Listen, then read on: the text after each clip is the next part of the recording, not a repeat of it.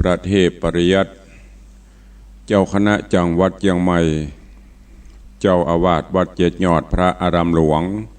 ตำบลจ้างเผือกอำเภอเมืองจังหวัดเชียงใหม่ตลอดจนพระมหาเถรานุเถระเจ้าคณะพระสังฆาธิการ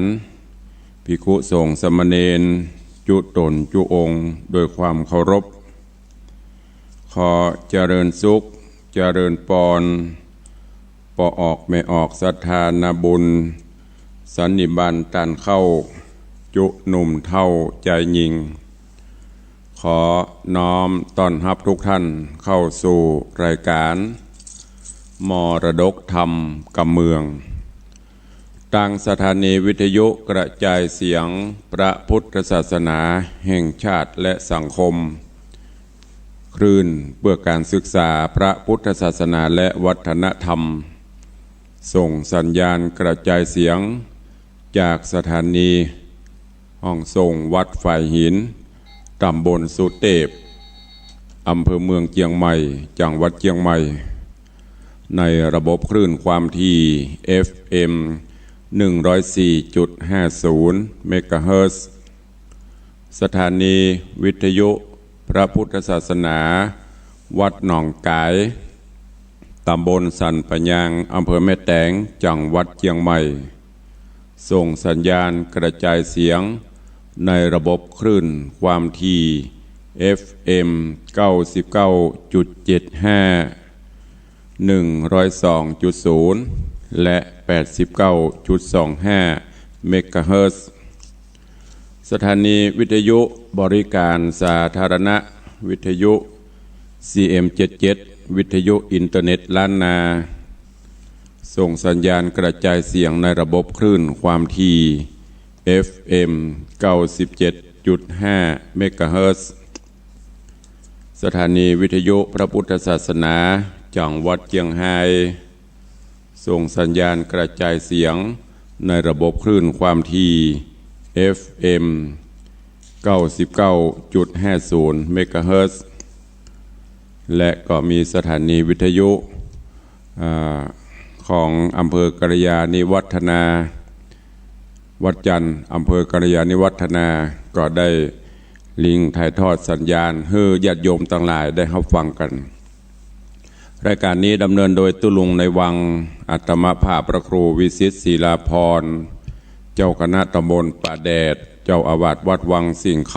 ำตำบลป่าแดดอำเภอเมืองจังหวัดเชียงใหม่เป็นผู้ดำเนินรายการก็นำเสียงธรรมะแบบปืนบันล้านนามาพบมาปะกับปอออกไม่ออกศรัทธาเป็นประจำตั้งแต่เวลา6 โมงป่ายถึง7 โมงเจ้าโดยประมาณอยู่เวรพี่น้องต่างเชียงไฮ้ที่ฟังจากวัดพระแก้วก็ฟังกันเมื่อค่ำยามคืนเป็นประจำเช่นเดียวกัน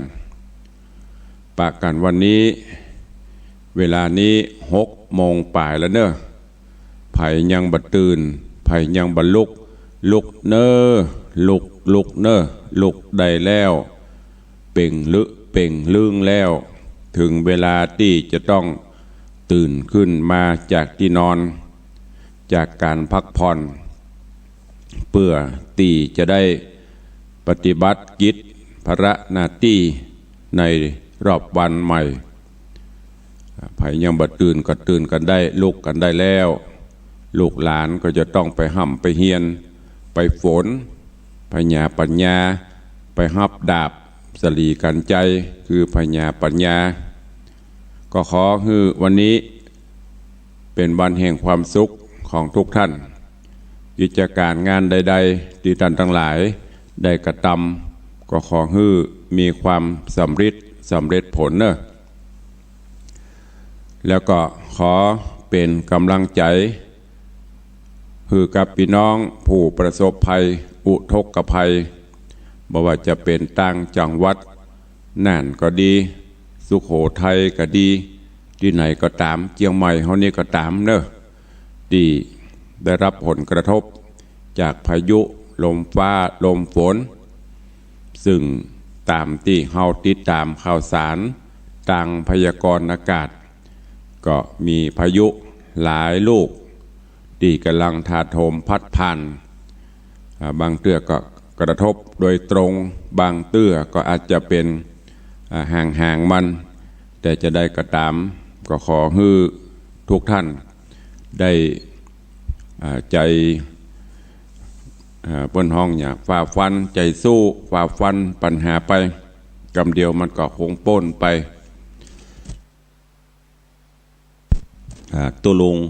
พร้อมกับญาติธรรมในรายการก็ขอเป็นกำลังใจให้ทุกท่านเนอะวันนี้ก็ฟังพระธรรมเทศนากันก่อนก็เดี๋ยวมีเรื่องราวอันใดที่จะสื่อสารอู้จาเฮาก็ก้อยไปพบไปปะกันในใต้รายการเนาะตะวาตุลุงก็ได้อนุโมทนาขอบคุณไป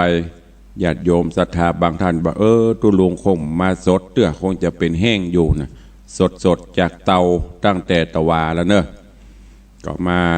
ทดแทนพระคุณบุญคุณอันยิ่งใหญ่ที่ศรัทธาได้มีฮื้อโดยการนำเอาเสียงธรรมมาตอบแทนบุญคุณปออกไม่ออกศรัทธาเนอะเขายังอยู่ในช่วงของการฟังธรรมเทศนาเรื่องหมูหินตุลุงได้เทศนามาตะวานี้เป็นผูกที่10ตอนที่1วันนี้ก็จะขึ้นในตอนที่2ต่อจากตะวา ซึ่งตะวานี้หลังจากที่ปรมจารีไปหาลิลัวแดงหรือว่าแฟนฮักก็ปรากฏว่าถูกแม่น้าก็คือกาไวซึ่งหูเรื่องราวต่างๆจากลิลัวแดงกับไกรสอนก็เลยออกอุบายต่างๆเพื่อที่จะกำจัดศัตรูตัวร้ายวางแผนต่างๆเมื่อบรมจารีมีภัยค้อนหวายวิเศษก็ลอยไปบอกฮือคัตติญะวงศาอันเป็นปี้ก็ได้นำเอาเหล่าเสนาอมาตย์แล้วก็ฟังมาช่วยปรมจารีจนกระทั่งโปนภัยแล้วก็สืบสาวเล่าเรื่องว่าที่มาที่ไปมันเป็นจะไดไกรสอนและลิโลแดงก็ได้เล่าเรื่องราวต่างๆว่าเมื่อก่อนมาก็บ่มีปัญหาอันใดเจ้าปี่มากับปะกันเป็นปกติพอดีเรื่องราวนี้หูไปถึงแม่น้าแม่เก็บจื่อกาไวก็หาเรื่องเป็นราวขึ้นมาจะเอะคัตติญะวงศากับปรมจารีก็ถามว่าอันแม่เก็บแม่น้าเนี่ยมันเป็นไผไกรสอนก็เล่าเรื่องราวต่างๆว่าแม่นางคนนี้เปิ้นหลงบ้านหลงเมืองมาแล้วก็โดนเปิ้นเอาปล่อยน้ำลอยมาหมู่เสนาอำมาตย์หรือว่าหมู่เจ้าบ้านไปปะเข้าใส่ก็เอามาฮื้อเป็นป่อมาฮื้อเป็นภริยาของป่อพญาก็เอาฮื้อมาเป็นแม่นมเลี้ยงข้าเขาเนี่ยขณะที่อูไปพบคัตติญะวงศาก็หูทันทีว่ามันเจ็บไผเป็นว่าเป็นแม่น้าเขาเนี่ยกาไวได้ยินอย่างนี้ยิ่งเจ็บใจขึ้นแถม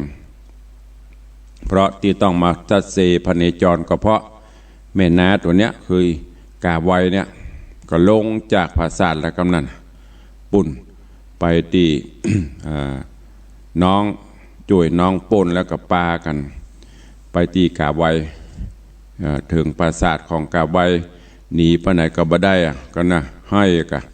คัตติญะวงศาปีเก้าโดยความโหด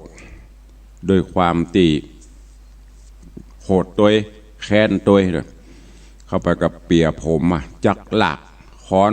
เซฟาดปตทสุมาเตอขี้ปลาไหล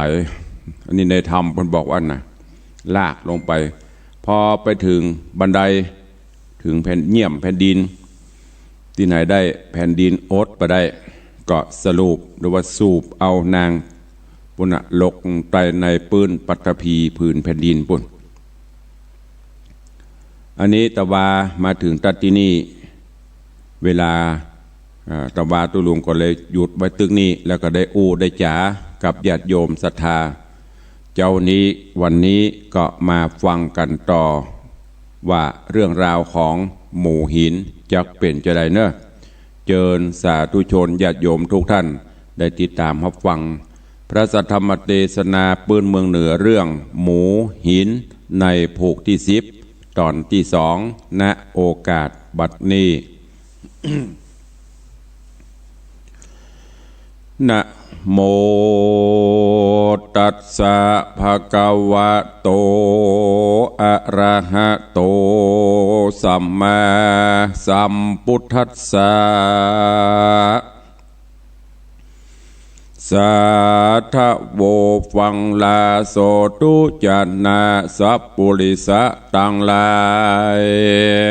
ตั้งยิงและใจม้วนหมู่อันทาอยู่ดาฟังยังรัสธรรมเทศนาหมูหินลำดับการมาแถมแล้วเล่าผูกที่10ตอน2เนอเจ้าขอเจิญศรัทธาตั้งหลายหนุ่มเท่าจุงตั้งใจเล่าทอดทาดาฟังต่อไปไปนานี้และนาเมื่อนานคัตติญะวงศา2พี่น้องก็3ห้องเอาพวกคนหานแล่นโสนสารถือดาบเหลื่อมมะมาบต่อตาขึ้นสู่หอพญาหนอเตาพวกหอกแง้วเล่นจอมลัง2องค์คำพี่น้องก็เข้าสู่ห้องพญา จักผมมาตื่นลากเต้าก็เต้าตากนอนง่ายเอาค้อนใบตีฟาดว่าเมืองนี้ขนาบน้องใจกูบ่อินดูจักขาหือความนาสู่มัลนาจะแลเมื่อนานพระญาสั่งกัดสะโตนใหญ่ก็ย่อมือไว้เจียนจา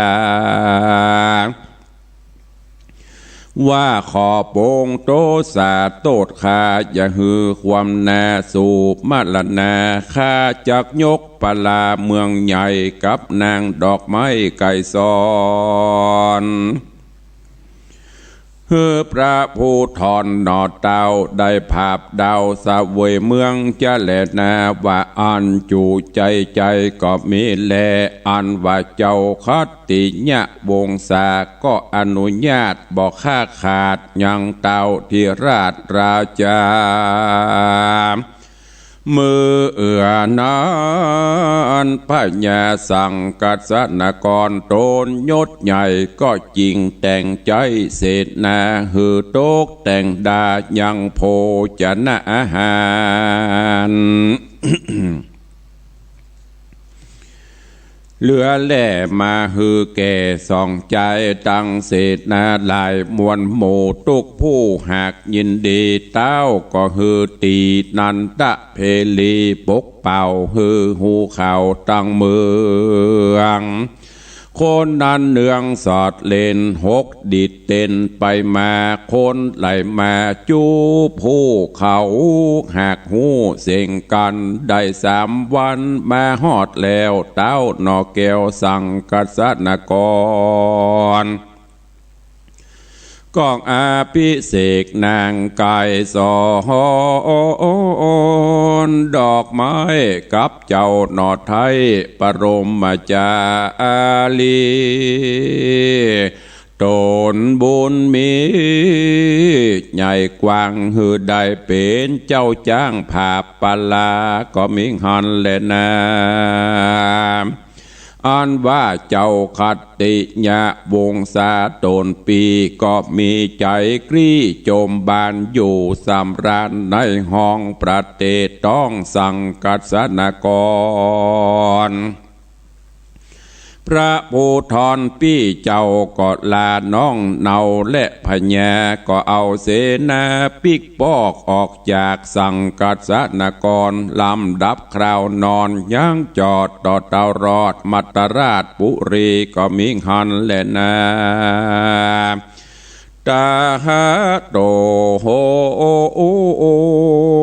ปัฏฐาญาแรกแต่นั้นไปแน่อันว่าเจ้ายอดฟ้าบรมจา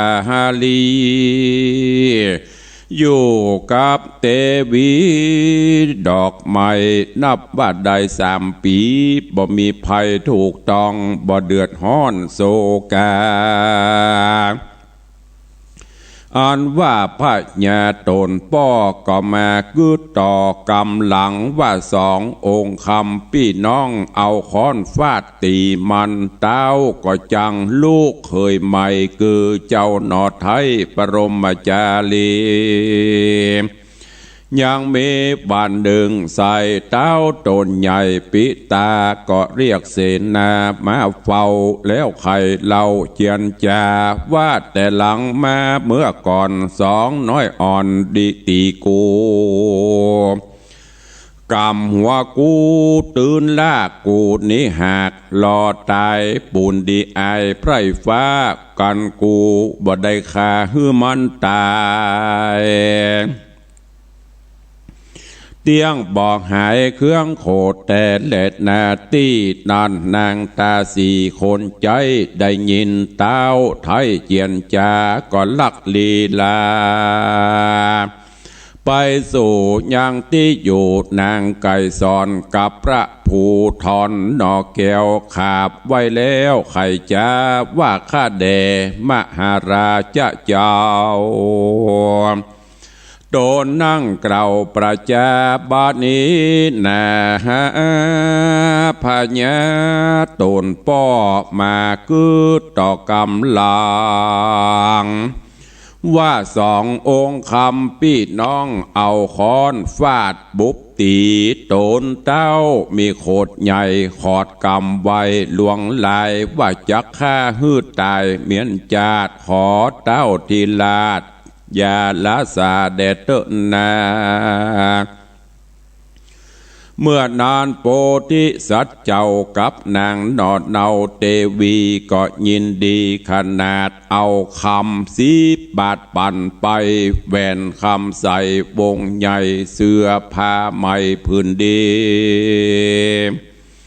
ป่านนางตา4 คนใจเพื่อเฮือได้เป็นเครื่องโถมมนากุลก็มีแลเมื่อนานโพธิสัตว์เจ้าก็จะกับนางนอดเนาใส่ใจว่าเฮาอยู่เมินนานไปยินยากภัยยะหากมีลายกวนพันภัยจากห้องไปสู่เตต้องปราณสีไปสื่อปุรีเบกอ่างไปเป็นเจ้าจางนั่งหอคำกวนจะและว่าอันแล้วก็ฮื้อนางเกียวไก่ซอนเก็บขวดนอนและเครื่องเตาเป็นต้นว่าเมาใส่แขนแหวนใส่กอยสร้อยสั่งวานเครื่องขัวคานวิเศษละใบสบายเตดไม่คาม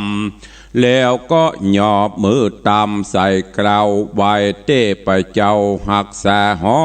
2 สอบอพี่น้องก็ลงจากห้องมาเถิง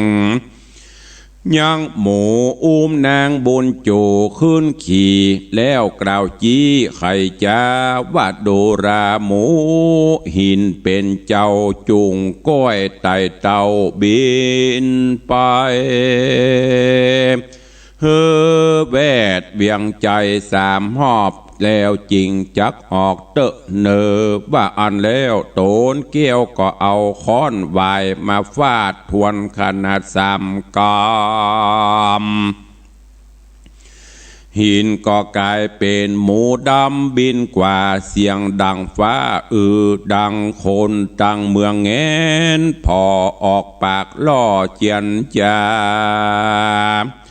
หนอพระพุทธาตนองค์อาจอยู่อากาศไปบนจากสั่งยังพญาตนป้อก็เอินปากต่อลงมาว่าข้าแด่มหาราชเจ้าข้าลูกเต้าจักไปเหตุห่อใจบีดเบี่ยงจักความเงียงเต่งตนข้ากลัวโฟนและแดดมามาอยู่ใต้ห่มไม้ใดไม้นั้นใบหล่นข้าจิงโลนลาข้าจิงโลนลานนี้จักไปสู่ปรณสีเมืองใหญ่เป็นเต้าไทยสืบแดนเมืองขออย่าเครื่องโคดข้าอันจากพรากนาลาไปนี้แหละนาก่อนวาดแล้วโตนแก้วก็ฮื้อหมู่หินบินไปไวขนาดคำอากาศคงกาว่าจักเมื่อหาปีว่าจักเมื่อหาพี่นอเนาอันเป็นเจ้าอยู่มัตตราชเวียงใจตาวันใส่ลวดค่ำจากตกต่ำย้ำแรงส่องปิงแปงบ่อหูว่าเป็นตีอยู่ยักพลายโดงก็จริงลงย่างจอดในห้องยอดศาลาตีนั้นนาอาลวกายักปูเท่าเอวไตเต้ามหานยังส่องจอมทันตั้งกู้เอากันอยู่ในหอยักยอคอย่องเข้าแล้วก็เป่าโดยกระถาส่องโสภาหนอแก้วก็ลับไปแล้วเหมือนตายยักผีพายปูเท่าก็อุ้มเอานางนอนเนากับค้อนไหวเจ้าตัวไปหกคืนในอากาศไปสู่ภาษาทแห่งลูกยิงมันคือนางดอกคำงามที่ย้อยแล้วก็วางนางนาดน้อยลงกลางหอว่าดูแลสอบลูกแก้วบ้านนี้พ่อก็นำมาแล้วยังคนใจแห่งเมืองนางเอาไว้ต่างตีนต่างมือเจ้าบาดนางนี่เล่าหักงามดี ว่าอ่านแล้วก็เอากระถาโมนเล่านางนอนเนาก็ได้สติตื่นขึ้นมาหันนางโสภานอนเนากับยักษ์เท่าตาสายนางโรคใจห้องไห้ว่าพระนอดไทยผัวขวัญตายหรือยังใบหูลอยยักษ์ทาเอากินพระนเรนยอดฟ้าหายพรากนาหนใดยักษ์จังไรบาปกราดลักเอาข้ามาปล่อยนายโดงขอพระองค์ปิ่นเกลาจูงปอกเต้ามาเอานางแดดเตอะว่าอันอยู่ใจก็มิงหันแหละนา เมื่อนอนนางดอกไม้คำแดงมีก้าแปงที่ถอยจาซึ่งนางนาดน้อยคนงามว่าดูราดนางน้องเดาอย่าได้เศร้าโศกาอย่ากลัวยักมากันกาบอันว่าผัวน้องนาดหนีหายก่อนบอดตายพระคังก่อนลังว่าจักได้หันวันหนึ่งดีลีอันวัดนางปะภาวดีคนนี้เล่าก็หากเป็นลูกเจ้าพญาปลานาสีป้อยักไปลักเอาหนีมาไว้นับว่าได้6 ปีมาข้าจักรักษาเหตุเนเจ้า บ่เหือโศกเศร้าการใดและนาโปธิสัตโตปาพุทจิตวาอันว่าโปธิสัตตนพันแผ่วตื่นขึ้นมาตื่นมาแล้วบ่หันนางค้อนวายคำก็หายกว่าเจ้าตกขับป้านักนามีน้ำตาอาบนาให้ปันบาเลโรนเลวโหนได้ก็จ้อยบ่หันนางนาดน้อยไก่สอนลาตีนอนไว้เป่าพระนอนเนาก็สอดไปมา ถึงศาลาที่เก่าก็หันลอยยักเท่าพงดงก็ยิ่งทะลงโศกไม่ร้องร่ำให้วอนครางว่าโอยนอนางดอกไม้ยักบาปใบป่าไปสู่หนใดบ่แจงกูจักแต่งขับหาเอานางมาหือใดเจ้าหนอดไทยก็ขึ้นขี่หลังหมูเอามือถูตีต่อยหมูก็ก้อยบินไปจ้าเหลือใจขนาดมอกลวาดไปไม่ลมจ้อยถึงไปดอยตีหนึ่งกวางละรื่นดิหลีไม้บ่มีสักตนแง่บ่ปงสักใบหมูก็ไปบ่ได้ใจขาดไม่บ่เดินเตียวเจ้าตาเขียวตกยากยินลำบากหนักแน่ก็ลีลาไปติสะหนวันออกคำโดยขอกหินผาอันเตอันว่าเตวัดดาฮักษาป่าไม้ก็เอากล้วยมาไว้ตั้งเตียวเจ้าตนเดียวเตียวหอดสายตาสอดเล็งหานก็บีฉันต่างเขาแล้วไต่เต่าเตียวไปตามวิสัยป่าใหญ่ลัดคุ้มไม้น้ำนาหมู่เทวดาก็มาบันดลน้ำเจ้าเพื่อเฮือได้หันนางนอนนาวนอนเน่าดอกเป่าแดงก็มีแหลกันเจ้าติวไปใจบ่ขาดก็หันใส่ผาสาดเจียงคานรัศมีงามยิ่งย้อยเจ้าก็ก้อยติวไปแยมตาวันใสย่อนหอยหมูนกน้อยจับก่อนพระผู้ถอนหนอดเนาก็เข้าไปฮอดตีนหอกล่าวกำขอจะใจว่าดูแลนางนาไทยคนงามยามนี้นาตาวันดาตกต่ำค่ำจักตกต่ำลับไปปี้จักกว่าต่างใดบ่ฮอดขอย่างจอดเอาแหงกับนางแปงหน่อแก้วกันแจ้งแล้วก็จักไปจะเละตีนันนางนาดน้อยก็ตอบถอยจะเลวว่าเจ้าคนเดียวเตียวกว่าเข้าป่าไม้ดงนามีประโยชน์จะนะอันใดจุงกล่าวฮือหูข่าวตามมีเดชเตอว่าอันเมื่อนั้นโพธิสัตว์เจ้าก็ไข่เล่าตามมีฮือยอดนารีนาไทยได้หูจุอันตีนนางดอกเป่าแดงงามสะอาดก็วาดถอยเจียนจา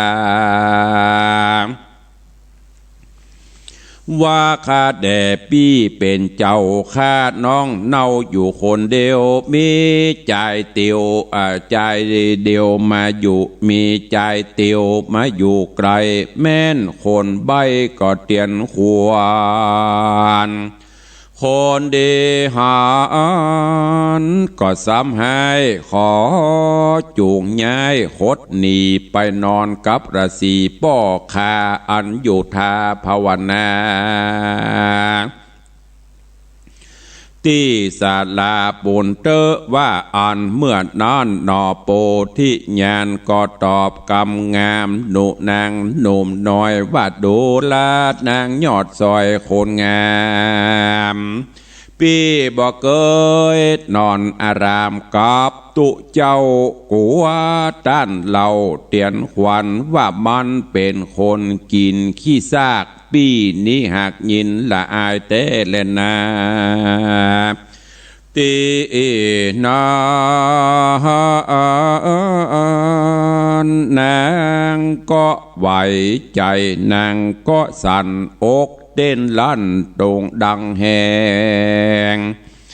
นางดอกเป่าแดงกืดสอดว่าใจนี้ห่อใจนี้รอยเป็นยอดเวนกูกาจะและกันกึดดังเนตแล้วนางเกี้ยวก็อธิษฐานย่อมือสานใส่เกลาไว้หมู่เจ้าเทวดาว่ากันใจนี้ที่มาถึงฮอดมายังจอดที่หน้าหอคำแม่นเป็นตัวกรรมจัดแล้วขอยอดภาษาแก้วน้อมลงจูดแดดเตนา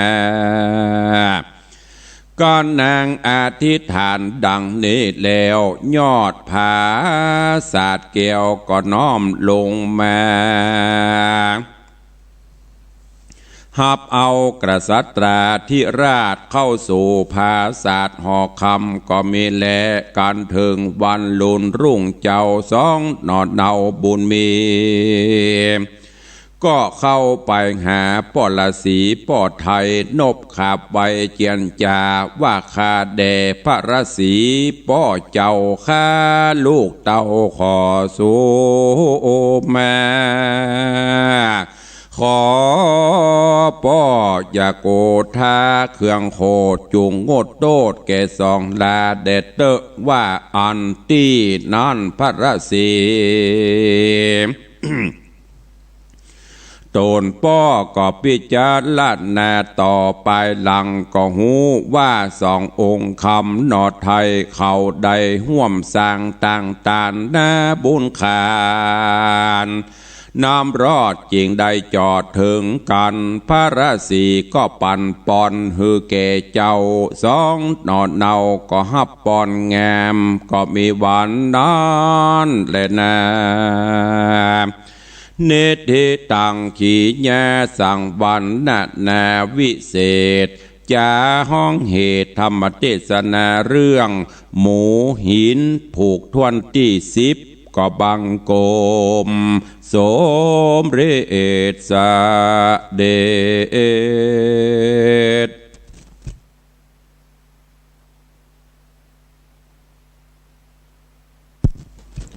วันนี้ก็ได้เทศนาธรรมหมูหินจบไปแถมผูก1อันเป็นผูกทวนที่10ก็ข้างแถมประมาณ3ผูก4ผูกเนาะ11 12 13 14มีถึงหมดกัน14ตอนก็จะอวสานแล้วก็ฟังแล้วก็เก็บแกะก้อนไกเอาเนอะเรื่องราวเนี่ยการสร้างบารมีธรรมมันไม่ใช่เป็นของง่ายแม้แต่โพธิสัตว์เจ้าพระพุทธเจ้าของเฮาก่อนที่จะได้ตรัสรู้พระอนุตตรสัมมาสัมโพธิญาณเป็นพระพุทธเจ้าเป็นที่ไหวที่สาของมนุษย์และเทวดาก็ต้องปั่มเปงบำเพ็ญเพียรหลายภพหลายชาติอย่างจัดเนี่ยที่มาในเรื่องราวของหมู่หินก็ต้องผจญเรื่องราวต่างๆและย้อนกล่าวมาถึงหมู่เฮาเจ้าข้าต่างหลายก็เช่นเดียวกันในรอบวันรอบเดือนรอบปีก็จะมีอย่างต่างๆเข้ามาสู่ในจิตในใจในตนตัวเฮาดีพ่องหายพ่องเปิ่นอวดอ้างพ่องเปิ่นเล่าหน้าจ้าควันพ่องมันจะเป็นจะเนี้ยสลับสับเปลี่ยนกันไปบางคนก็ เป็นกู่บุญบารมีกันมาทำบุญห่วมจัดตักบาตรห่วมขันกันมาก็จะได้มาโป๊บมาปะกันบางคนเป็นกู้อริกู้กรรมกู้เวรกันในอดีตชาติก็จะตีตามกันมาจะเพราะฉะนั้นญาติโยมทั้งหลายการที่เฮาเจ้าข้าทั้งหลายได้ลืมตาอาปากอยู่บนโลกนี้ก็โดยบุญญาบารมีที่เฮาได้สร้างสมได้กระทำปั้มเปงมาก็คงจะหลายชาติเหมือนกันกว่าจะได้หลุดหลอดมาเกิดเป็นคนนี่ต้องผ่านอันอย่างต่างๆมานักเมื่อเกิดมาเป็นคนแล้วเฮาก็สร้างกุศลคุณงามความดีไปจำศีลกินทานปั้มเปงภาวนาสละประโยชน์ส่วนตนเพื่อประโยชน์ส่วนรวมก็จะนำพาซึ่งความสุขกายสุขใจฮือเหมือนอย่างตีงานตุลุงที่ผ่านมาเนี่ยคลื่นญาติโยมมหาชนที่ได้หลั่งไหลเข้าสู่ร่มอารามวัดวังสิงคำมันไม่ได้เป็นเหตุบังเอิญจะไปว่าเป็นเหตุบังเอิญอย่างที่ตุลุงได้เน้นได้บอกครูบาอาจารย์ก็ได้บอกเพราะเฮาท่านทั้งหลายบ่ว่าจะเป็นตุลุงก็ดีบ่ว่าจะเป็นป้อออกไม่ออกศรัทธาทั้งหลายก็ดีต่างก็เคยทำบุญร่วมญาติกันมาญาตินี้ได้มาพบมาปะกันต่อเป็นป่อเป็นแม่เป็นป่อออกไม่ออกศรัทธาอนุทำนุบำรุงกันไปถ้าว่าเปิ้นมาก็อย่างตุลุงบอกนะบางคนที่มันบ่เจ้เป็นสายบุญบ่ได้ร่วมบุญด้วยกันถึงแม้นจะหันเปิ้นก็หันแบบเผินๆถึงแม้นจะหูเปิ้นก็หูจะนั้นบ่มีจิตบ่มีใจใครมาแต่ด้วยบุญญาบารมีที่เราได้สร้างร่วมกันเนี่ยที่ไหนก็มาดันโดนกันไปอันเนี้ยเป็นสิ่งที่ท่านทั้งหลาย คนจะภูมิใจเนอะเกิดมาเราได้สร้างบุญญาบารมีร่วมกันบุญกุศลนั่นน่ะก็จะนองตอบให้เราได้มีความสุข ดังจะเจ็บนักก็เจ็บน้อยหลังจะเจ็บน้อยก็มาลายหายไปดังนั้นก็ฝากไว้กับญาติโยมทั้งหลายเนอะฟังธรรมเทศนาหลวงพ่อโพธิสัตว์เจ้าบ่ว่าจะเป็นคัตติยะวงศาบ่ว่าจะเป็นบรมจารี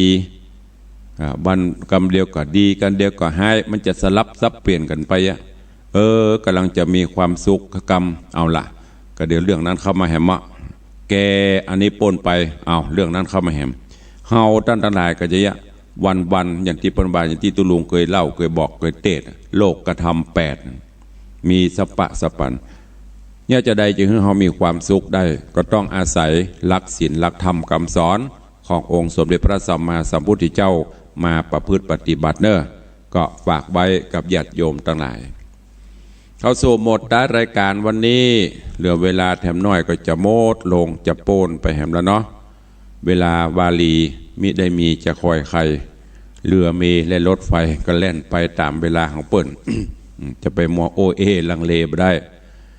เวลาทุกวินาทีทุกนาทีก็มีก้าเหลือเวลาแถมคำเดียวก็จะหมดละก็ขออนุโมทนาขอบคุณแถมคำเนื้อตะวาบางท่านบางคนอาจจะไม่ได้ฟังตุลุงเพราะว่าอาจจะตุลุงคงจะบัดเตดเตื้อตุลุงคงจะบัดแล้วงานเตื้อคงจะเหนื่อยอยู่ถามว่าเหนื่อยก็เหนื่อยก็เน็ตแต่เมื่อศรัทธาญาติโยมมาให้กำลังใจ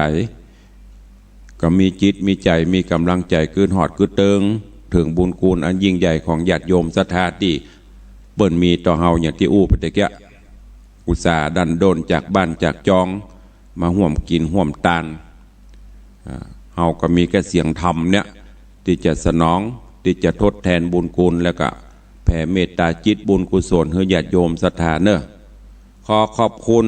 อนุโมทนาแห่งกรรมเนอะกับปอออกไม่ออกศรัทธา บันเหนือบันใต้ขอกใต้หนเหนือวันตกวันออกทั่วสารทิศที่ได้มีโอกาสเดินทางมาร่วมสร้างบารมีธรรมตานะบารมีร่วมกัน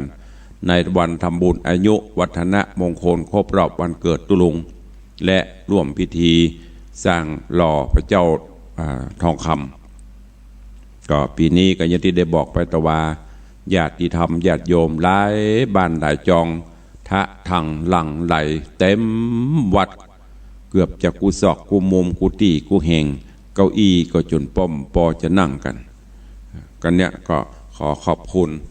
น้ำใจไมตรีอันดียิ่งกับญาติโยมศรัทธาที่ได้ร่วมกันมาแล้วก็หากแม้นมีสิ่งหนึ่งสิ่งใดขาดตกบกพร่องประการใดตุลุงก็ต้องขอสู่มาอภัยและขอน้อมรับ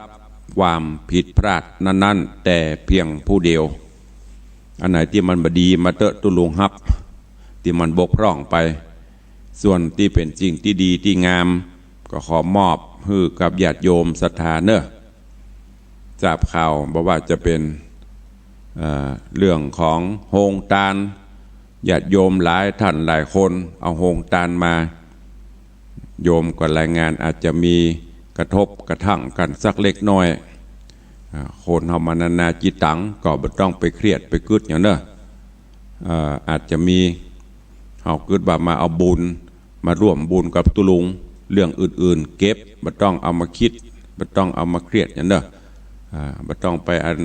ผูกอันอย่างกันแล้วก็อีพ่ออีแม่พ่ออุ้ยแม่ป้าเฮาก็เหมือนกัน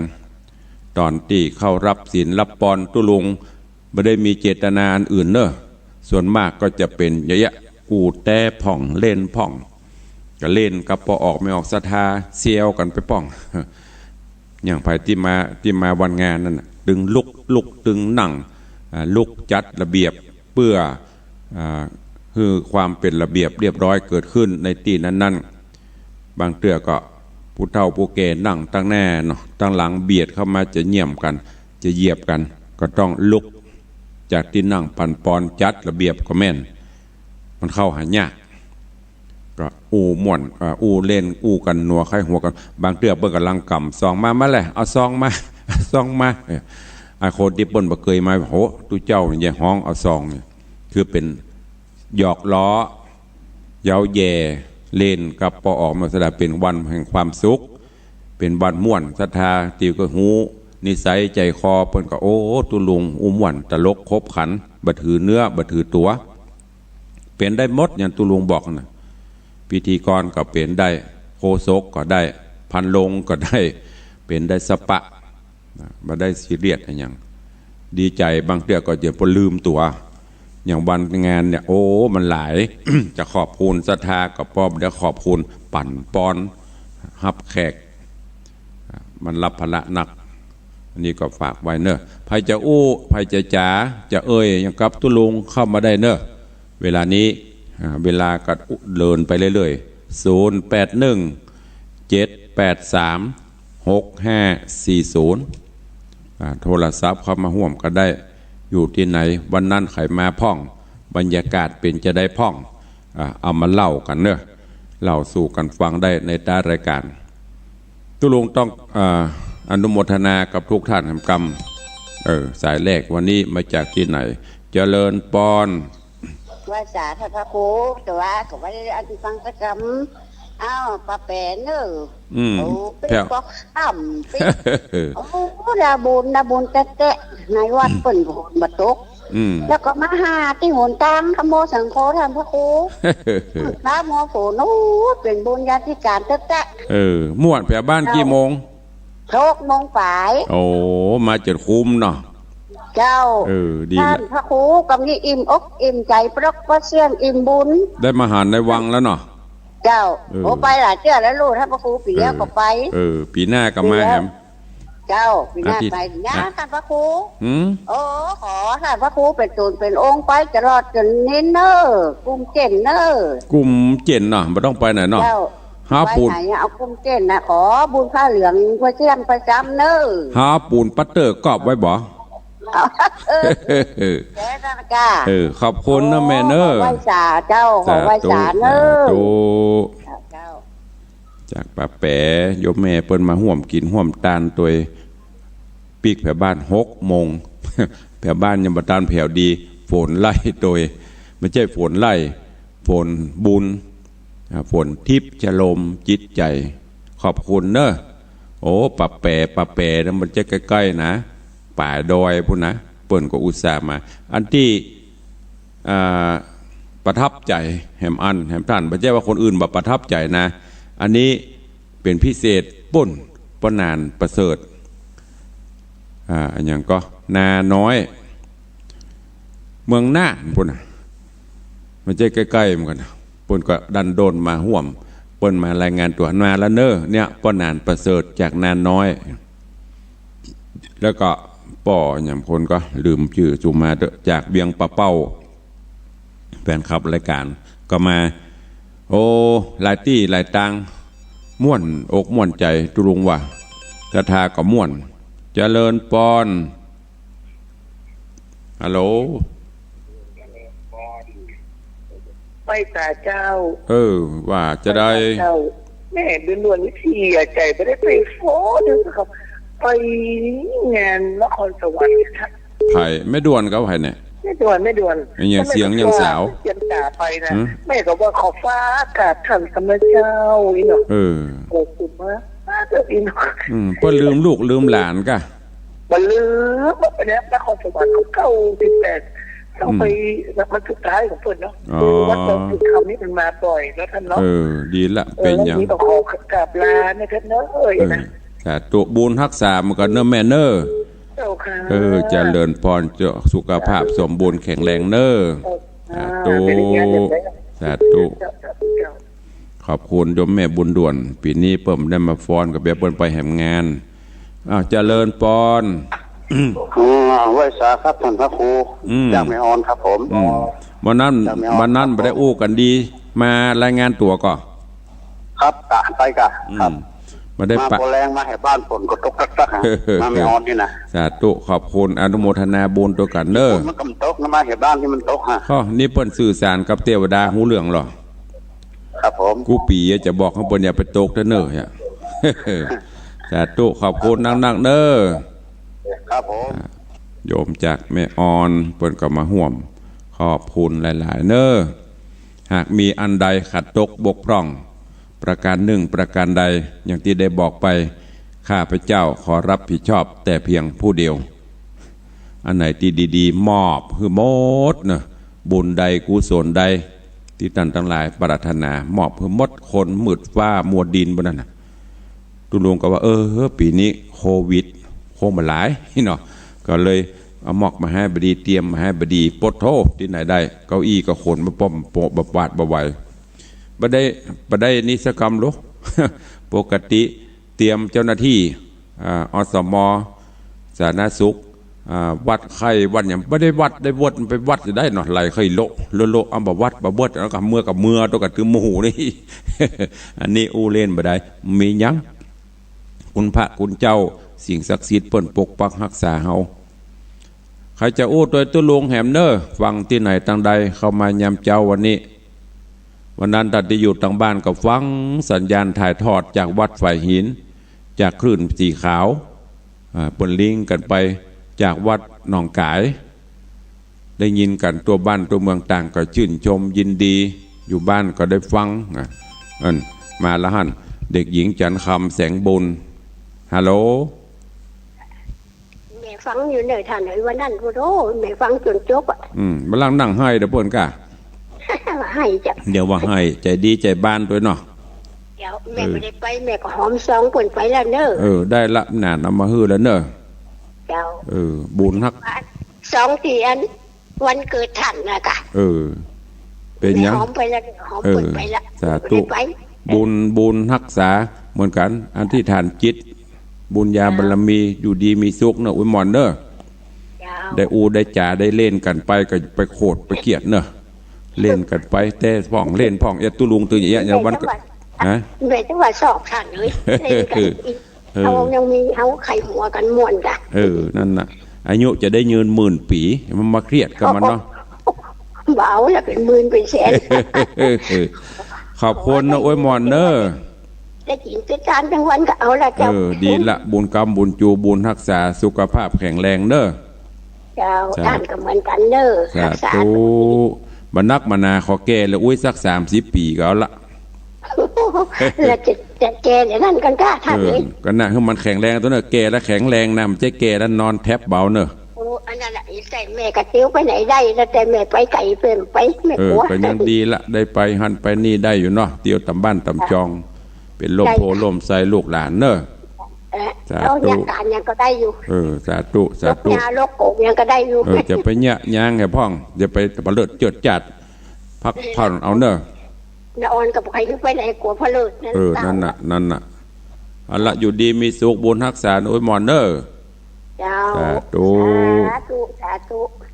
แม่อวยมอนจันคำแสงบุญ80ปลายละก็มาห่วมบุญกุศลตัวเนี่ยต่างคนเฒ่าคนแก่ผู้สูงอายุเปิ้นก็อวยพรทุเจ้าก็เลยโอ้บัดเน็ดบัดเหนื่อยก็อย่างที่บอกวันนั้นวันค่ำได้ฉันรถดีเหรออันน้ำเหรอก็อยู่ได้ก็บุญบารมีบุญเนี่ยมันความสุขใจมันพอประหารสร้างกันไป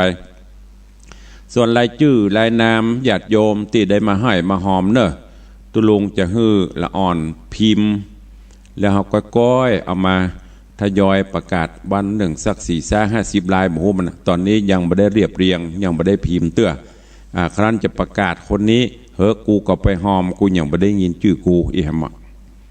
แต่ว่าโดยรวมแล้วก็คือโมทนาสาธุบางพ่อโอ้บัดประกาศตุลุงแม่หอมละก็นานาจิตตังตอนนี้ยังไม่ได้เช็คได้เขียนได้อย่างดีเตื้อก็โดยรวมแล้วก็คือขอบคุณตอนนี้พระเจ้าเขาก็เป็นตนเป็นองค์ละอันโยมประถามพระเจ้ารอแล้วไม่ไหนตุลุงก็ยังบหารที่บหารพ่อยำเจ้าไหนปุ่นสลารอแล้วปนก็เอาปิกไปคัดไปอย่างเอาเก็บไว้ที่ตุลุงก็อันตรายไม่ใช่อันตรายอย่างตุลุงก็หล่นไปหล่นมาหล่นไปหล่นมาตอนนี้เปิ้นช่างโฮงหล่อเปิ้นเอาไปคัดไปแต่งปุ่นตึงองค์เก่าองค์ใหม่แล้วก็ ในอู้กระลวดเนียมกรรมมีองค์จำลองเปิ้นออกมาเนอะศรัทธาญาติโยมตีเปิ้นใครจองใครไปไหว้ศาสตร์ที่บ้านก็มีฮื้อสั่งจองเป็นเนื้อสำริดเป็นเนื้อทองเหลืองแล้วก็เป็นเหรียญเป็นองค์ลอยองค์ที่เปิ้นเอาหมอกห้อยคอน่ะตอนนี้ก็ทำแล้วก็เมื่อทุกอย่างพร้อมก็จะมีพิธีมหาพุทธาภิเษกแห่งครั้งหนึ่งเบื่อคือเป็นสิริมงคลจากนั้นก็จะได้ฮื้อญาติโยมที่เปิ้นสั่งจองก็ดีที่เป็นมีเจตนาจะบูชาก็ดีเอาไปบ้านไปจองวันนี้ก่อนจบรายการตุลุงขอประชาสัมพันธ์ข่าวสารเนอะมีข่าวสารจากวัดศรีโสดาฝากประชาสัมพันธ์มาขอเชิญญาติโยมสาธุชนทั้งหลายร่วมงานพระราชทานเพลิงศพหลวงพ่อท่านพระครูสุตกิจจานุกูลอดีตผู้ช่วยเจ้าอาวาสวัดศรีโสดาอายุภาษาเพิ่นก็ได้80 ป่ายแล้วเนอะ84ภาษา84 ปีก็ภาษาก็84 ปี62ภาษาถ้าชื่อแต่เพิ่นก็คือท่านอาจารย์หลวงพ่อมหาเสงี่ยมธีรปัญโยเพิ่นจะมีการพระราชทานเพลิงศพที่วัดศรีโสดาเนอะในวันเสาร์ที่29 เดือนสิงหาคมเนี่ยที่จะถึงผู้หือเนี่ยตอนนี้ก็ทำบุญศพไปถึงวันขอน้อมเอิญเชิญชวนเนอะญาติโยมศรัทธาไปร่วมส่งสักการตานคาบงานพระราชทานเพลิงศพหลวงพ่อท่านพระครูสุตกิจจานุกูลหลวงปู่แล้วก็84ละ